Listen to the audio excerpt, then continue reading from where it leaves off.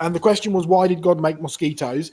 And the response to the question from this comment is, it's not the mosquito that's the problem. It's the parasitic malaria that has killed more humans than wars, yet we're told that God loves us not.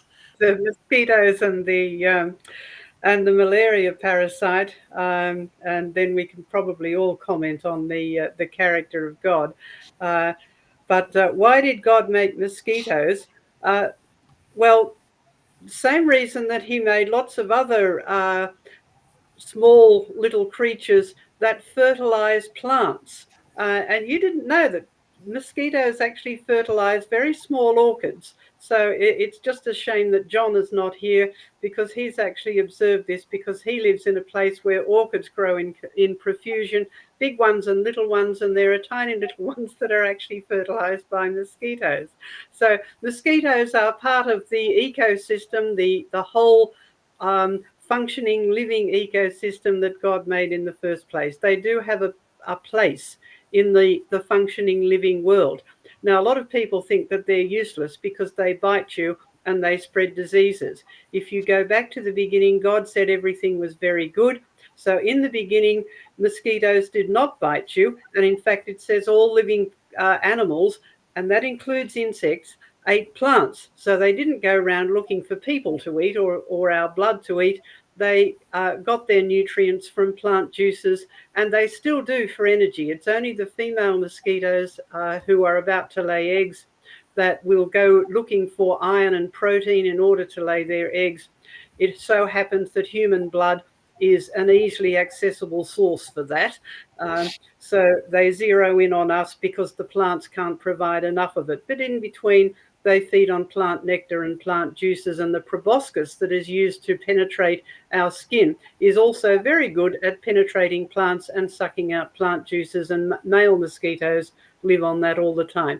So there is a good reason for having mosquitoes. They're part of the natural ecosystem and they're very functional.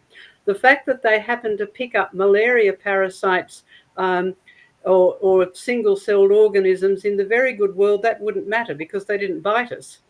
And but these days we live in a not very good world. So when they have picked up some of these microbes, they then pass them on to us, and they wreak havoc because you now have microbes in a place where they shouldn't be. And that's when they start wreaking havoc. But if they never got into our system, they wouldn't kill people. And you're right about malaria killing more people than wars. Yes, it's a very, very serious disease. It's still going on these days. And it does tend to sort of go under the radar because we think, oh, well, that's something that happened in the past. But no, it's still a serious problem. Now, should we move on to the second part of the question about God's character? Well, I think it's very easily solved by in the beginning when everything was very good, and good is based on God's character. There, even if you had malaria within a mosquito, mosquitoes would not be biting you because it was a good world, so you'd never die from malaria, right? The character of God is that of a good God, but a good God who judges sin. And the part of the judgment for Adam's sin was that the world would be cursed and the world would go from good to bad to worse. And we see the evidence of that all around us because we're now living in a world which you could not describe as very good. And in fact, God doesn't. The last time he described it as good was when he finished creating it before Adam sinned. Now, that's the whole purpose of the gospel, is that it's good to bad to worse to glory, because we, as we mentioned earlier, recreated in his image. Once again, that image that we lost when Adam sinned. We don't die due to malaria. We die due to the curse of sin.